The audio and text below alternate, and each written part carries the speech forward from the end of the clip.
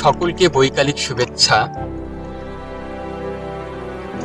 এখন আমি যে কবিতাটি পাঠ করব আমার সদ্য লিখিত একটি কবিতা, যেটি নেপালের রাজদরবারের সেই বিখ্যাত লাইব্রেরি, যেখানে হরপ্রসাদ শাস্ত্রী বাংলা ভাষার বা বাংলা সাহিত্যের অন্যতম নিদর্শন চর্যাপদ যেখানে তিনি খুঁজে পেয়েছিলেন, সেই লাইব্রেরিটি কিছুদিন আগে ধ্বংস করা হয়েছে।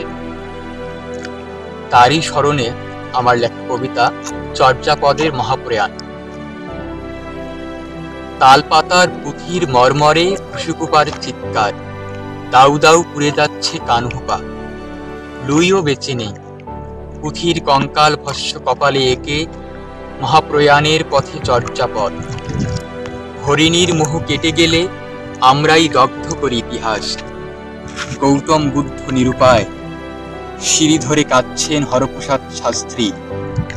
21 শতকের অন্ধকারের যুগে ক্ষমতা দেখাচ্ছি আমরা।